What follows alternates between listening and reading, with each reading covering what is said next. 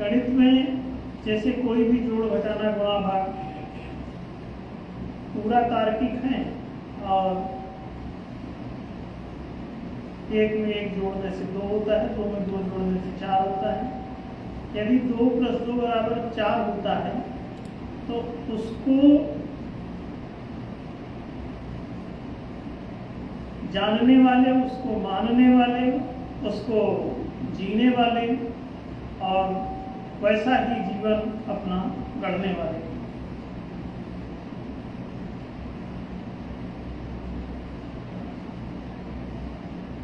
जो लोग भी होंगे उसमें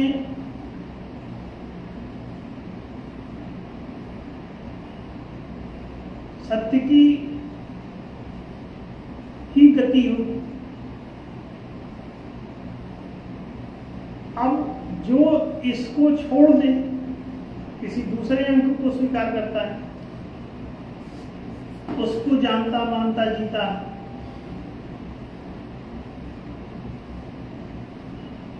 तो जो भी अंक वहां पर स्वीकार कर रहा होगा या जान रहा होगा या मान रहा होगा वो गलत ही होता होगा। अगर 2 में 2 जोड़ने पर 4 होता है तो 4 मानने वालों का तो एक ही समुदाय होगा, एक ही संप्रदाय होगा, एक ही धर्म होगा।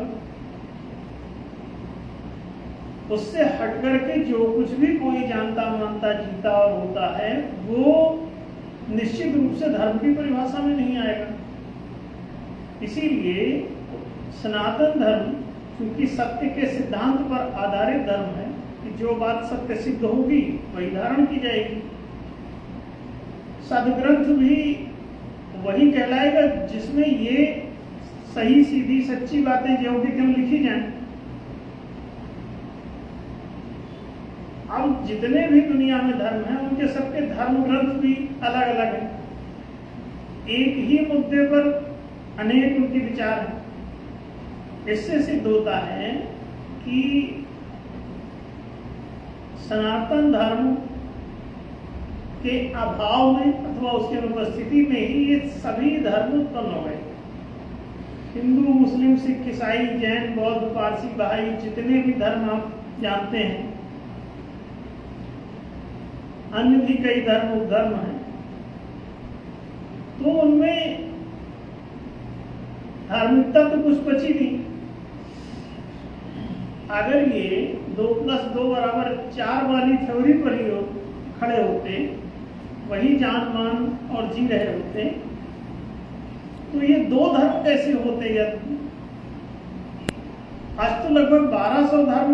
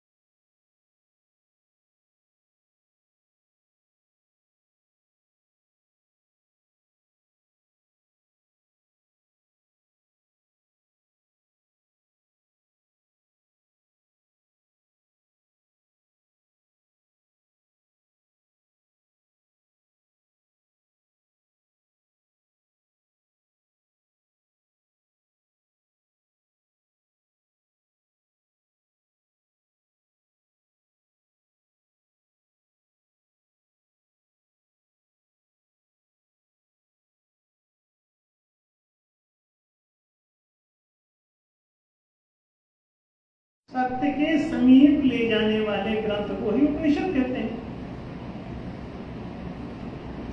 अगर सत्य से हट के, सत्य से कोई उसके विरोध में ले जाने वाला ग्रंथ होगा तो वो सदग्रंथ नहीं होगा, उसको उपनिषद भी नहीं कह सकते।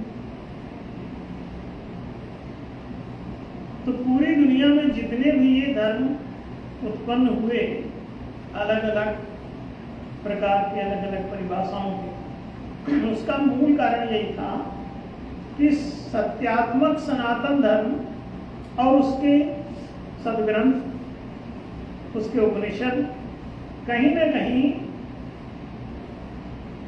साइड हो गए, किनारे हो गए। उसके परिणाम स्वरूप अनेक प्रकार के झूठे, फर्जी, असद ग्रंथ, अधर्म ग्रंथ और अधार्मिक संप्रदाय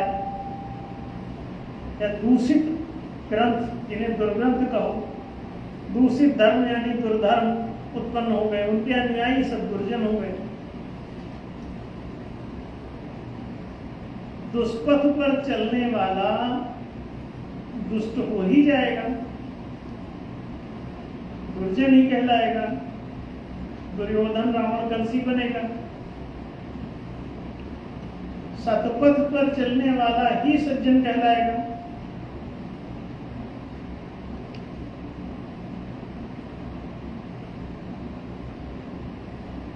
ऐसी दशा में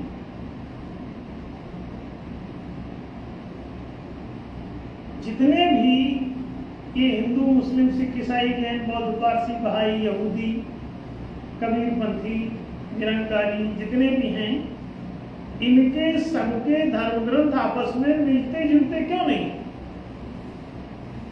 इनके उपदेश एक समान क्यों नहीं?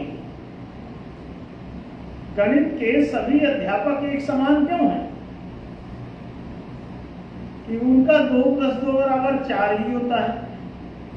विज्ञान में भी अगर H2O से पानी बनता है तो हर वैज्ञानिक उसके पक्ष में है। इसका मतलब इनकी कोई बात ज्ञान विज्ञान सम्मत नहीं है, तभी ये इतने उपद्रवी धर्म खड़े हैं और परस्पर विरोधी भी हैं। परस्पर विरोध ये बताता है कि इनमें जितने भी हैं उसमें 100 में से 99 तो गलत है ही, वो सिद्ध हो गया, क्योंकि सही तो एक ही होगा। तो अगर एक कोई होगा तो वो भी अकेला ही होगा, उसके विरोधी जितने हैं वो सब गलत ही होंगे। और हो सकता है क्योंकि गलत ही गलत का विरोध करता है तो 100 के 100 ही गलत हो,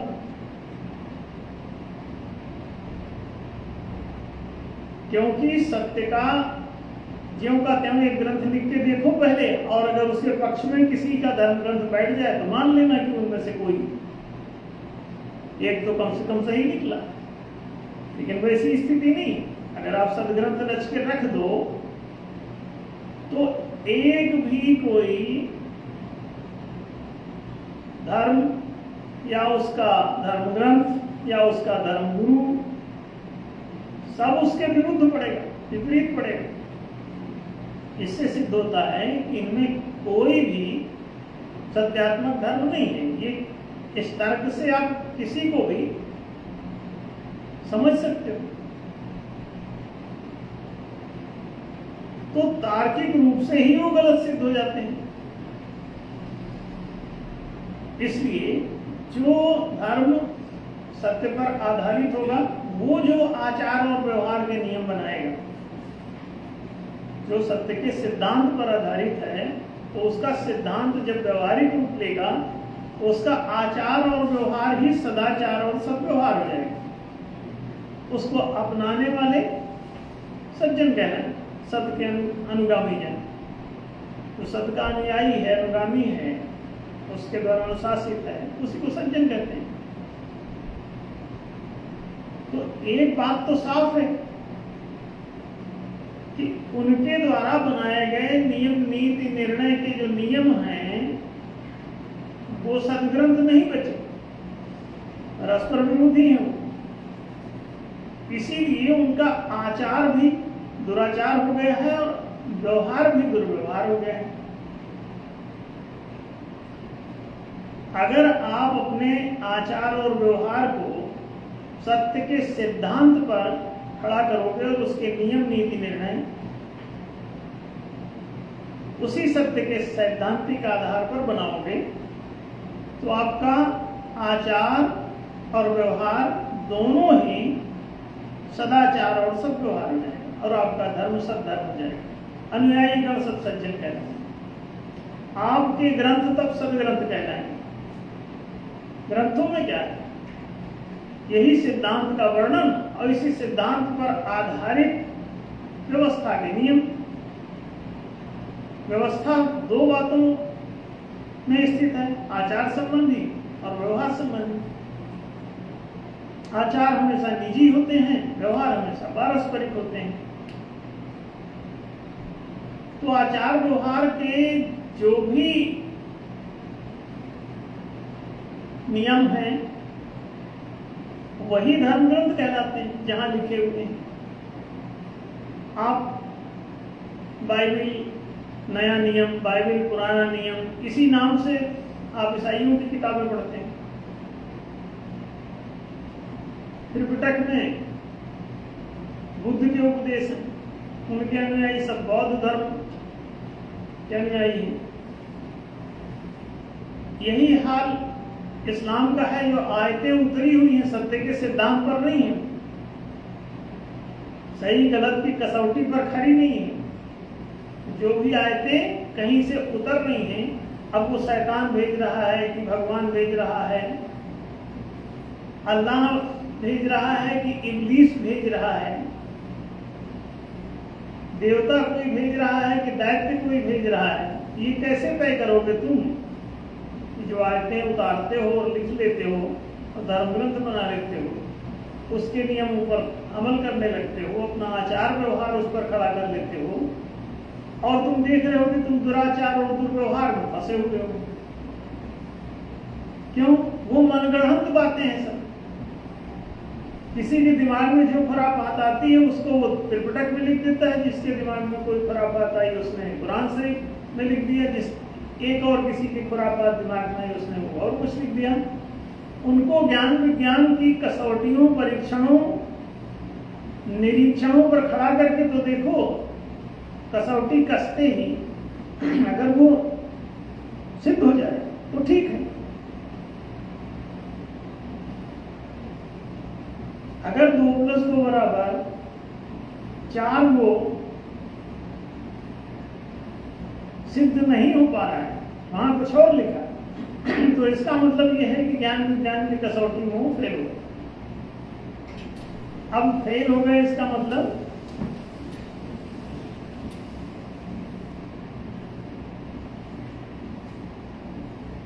धर्म नहीं बचे,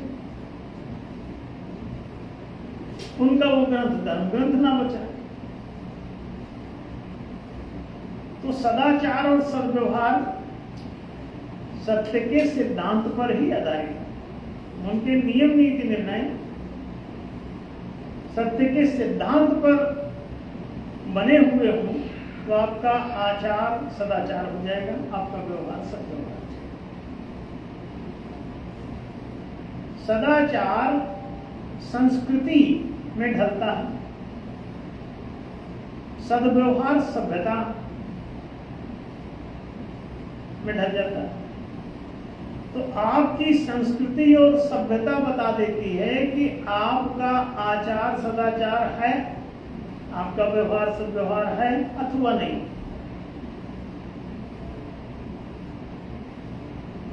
संस्कृति उन्हीं आचार के नियमों पर आधारित। अब एक आदमी मांसाहारी है, मान लो मांसाहार का आचरण कर रहे हैं, तो अब मांसाहार को किस सत्य पर सही सिद्ध कर पाओगे? मांसाहार दूसरे के मारकाट उत्पीड़न पर ही आधारित है। बिना दूसरे की हत्या किए हुए आप कहां से मांस प्राप्त कर लेंगे? और जीवों का मांस नोच नोच करके खा रहे हो, फिर जब शेर तुम्हारा मांस नोचने के लिए आता है तो तुम डरे डरे भागे फिर रहे हो, बंदूक और तलवार ढूंढ रहे हो, बचाओ बचाओ चिल्ला रहे हो, पुलिस बल ढूंढ रहे हो। अब क्यों बच रहे हो? अगर ये बात सही है तो तुम भी फेस करो। सही है तो क्या तुम सही रास्ते पर न चलो? दूसरों का मांस नोचोगे, अपना नोचवाने में डरोगे? तो ये तो दोहरापन है तुम्हारा। तो इस दोगलेपन से नहीं चलेगा। सत्य तो एक ही होता है। इसका मतलब आप अपने चरित्र को जो भी नियम बना लिए हो, आप उसको सही सिद्ध नहीं कर पा रहे हो।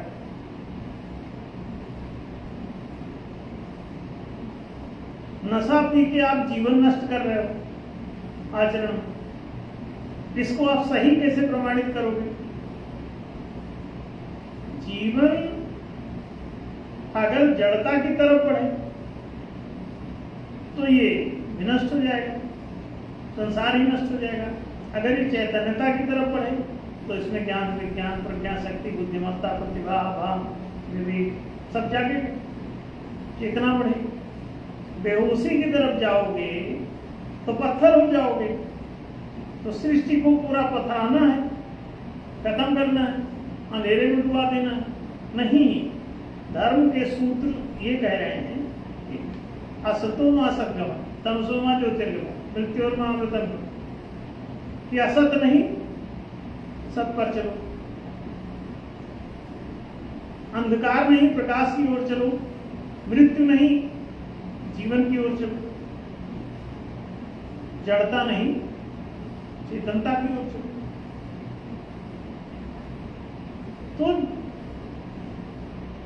तुम अगर असत छोड़कर सत को अपनाते हो तभी धार्मिक होगे। आचार संबंधी सभी नियमों का परीक्षण हो जाने दो। और अगर आत्मनः प्रतिकूलानि परेशान न समाचरित, अपने लिए जो तुम्हें उल्टा है वो दूसरे के साथ भी मत करो। ये धर्म के उसी सिद्धांत का दिया हुआ सूत्र है। श्रूयताम धर्म सर्वस्वम श्रुत्वा चाप्योधारताम आत्मना प्रतिकूलानि परेशान न समाचरित। जो तुम्हें अपने लिए दुखद है वो दूसरे के लिए भी मत करो। तो कोई भी आचार व्यवहार चाहे निजी हो या पारस्परिक हो, उसके नियमों को आप ज्ञान विज्ञान की कसौटियों में कस जाने दो।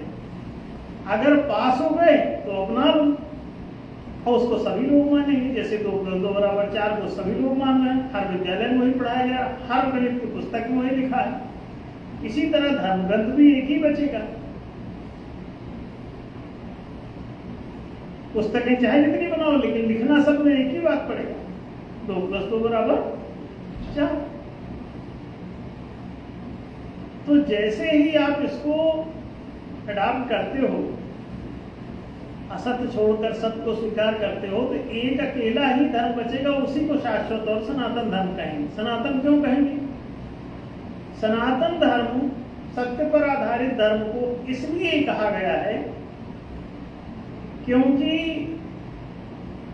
2+2=4 पहले भी होता था, भूतकाल में भी, आज वर्तमान काल में भी 2+2=4 ही होता है, और भविष्य में भी हमेशा 2+2=4 ही होता रहेगा। इसीलिए जो कुछ भी ऐसे किसी भी देश काल कारण से प्रभावित नहीं होता, ज्यों का त्यों ही बना रहता है, तो उस सिद्धांत को ही सत्य कहा जाता है।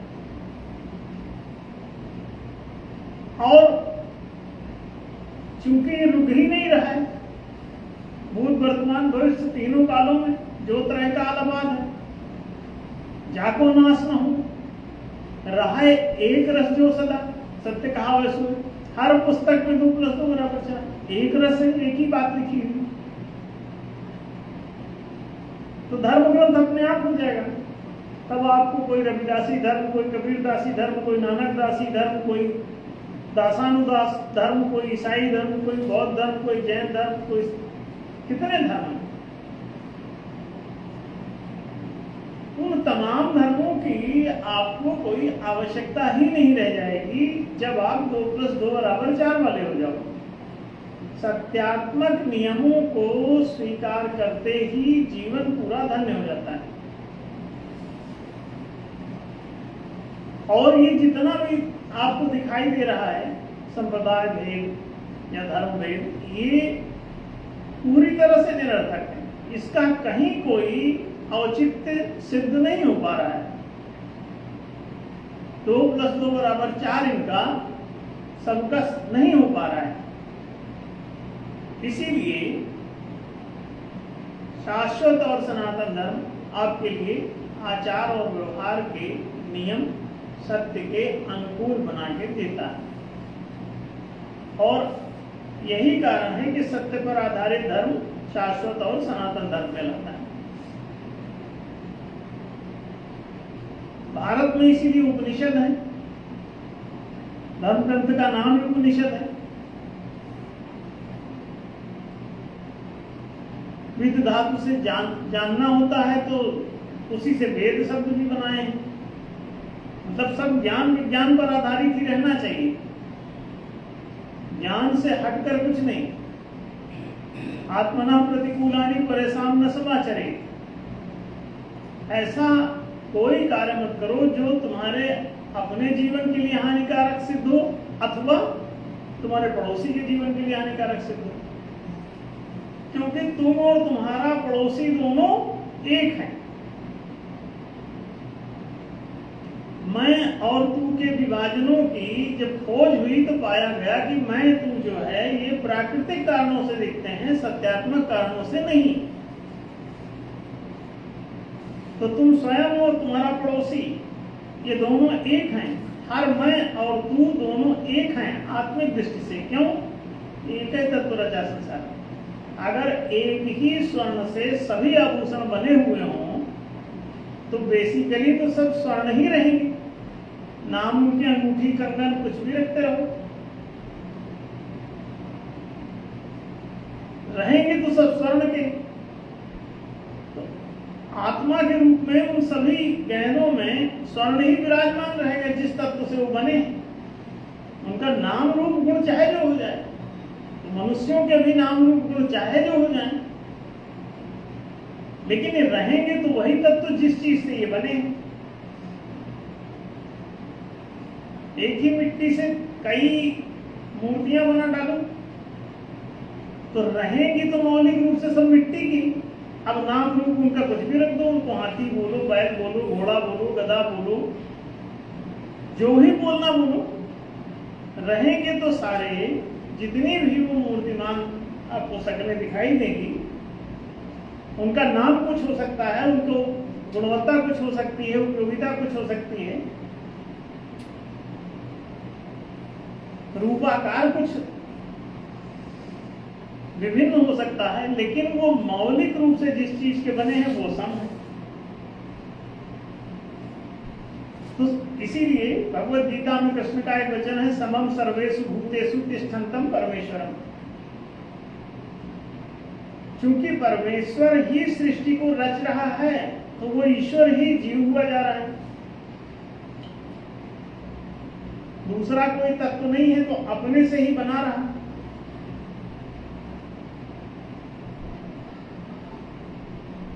अब जब अपने से ही बना रहा है तो वो उसी चीज के सब बन रहे हैं। तो ब्रह्म ही ब्रह्मांड हुआ बैठा है, ईश्वर ही जीव हुआ बैठा है, परमात्मा ही जगत हुआ बैठा है। इस सत्य की खोज हुई, पाया गया कि पूरा ब्रह्मांड जो है केवल ब्राह्मी ऊर्जा का घनीभूत रूप ही विज्ञान की कसौटी में सिद्ध हो गया। इसलिए मैं तू के सभी संघर्ष और युद्ध का इंतजाम ये केवल मूर्खता है। तो जो तुम भारत पाकिस्तान लड़ रहे हो, हिंदू मुसलमान लड़ रहे हो, सिख ईसाई लड़ रहे हो, जैन बौद्ध लड़ रहे हो, ये सिर्फ तुम्हारे मूर्ख होने का प्रमाण है। क्यों? सत्य की तो प्रामाणिकता कुछ और है, विज्ञान तो कुछ और सिद्ध कर रहा है। तो सत्ज्ञान और विज्ञान दोनों एक मत हुए जा रहे हैं, सहमत हो गए इस बात पर। क्या? कि सारा का सारा एक ही ब्राह्मी ऊर्जा का सघन रूप ये ब्रह्मांड है, इसमें दूसरा कुछ तत्व ही नहीं। हर पदार्थ केवल ऊर्जा का घनीभूत रूप है। सघनता के अनुपातों के भेद से कोई ज्यादा ठोस कोई कम ठोस, ये सब अंतराल है। हाँ, उसी चीज इससे सिद्ध हुआ कि जब जगत का सत्य ही यही है कि दूसरा कोई नहीं, तो आत्मना प्रतिकूलानि परेशान न समाचरित, यही व्यवहार आएगा। ना अपने को सताओ न दूसरे को सताओ। अपने को सताते हो तो दुराचारी कहलाते हो, दूसरे को सताते हो तो दुर्व्यवहारी कहलाते हो। अपनी भी रक्षा करते हो तो सदाचारी कहलाते हो, और दूसरों की भी रक्षा करते हो तो सद्व्यवहारी कहलाते हो। तो सदाचार और सद्व्यवहार आपको स्पष्ट रूप से समझ में आ गया होगा, और क्यों जरूरी है ये भी समझ में आया होगा। आशा है कि ये डॉक्टर काबरा जी को स्पष्ट हुई होगी बात। आप ही का प्रश्न लिया गया, सुनिए जी। गुरुदेव, ये जो आज धर्म से जुड़ा हुआ सदाचार और सद्व्यवहार पर डॉक्टर काबरा जी का प्रश्न था, उनके साथ साथ ये सभी श्रोताओं, दृष्टाओं, ये सभी को स्पष्ट हुआ है कि जो बातें धर्म की मूलभूत हैं, जो ज्ञान विज्ञान की कसौटी पर कसकर परख करके सिद्ध हो जाती हैं, यदि उनके अनुसार कोई सदाचार सद्व्यवहार अपनाया जाए तो समाज को सही दिशा में भी लेके जाएगा और सनातन धर्म को आगे भी बढ़ाएगा, उसको प्रतिष्ठित करने में भी सहायक होगा। आप सभी से अनुरोध है कि आज की इस क्लास को ज़्यादा से ज़्यादा लोगों में शेयर करें, इस पर विचार विमर्श करें, और आपके जो प्रश्न हो तो वो प्रश्नों के माध्यम से हमें बताएं, तो हम आपके प्रश्न भी लेंगे और आगे उन पर भी गुरुदेव द्वारा मार्गदर्शन आपको प्राप्त कराएंगे। धन्यवाद।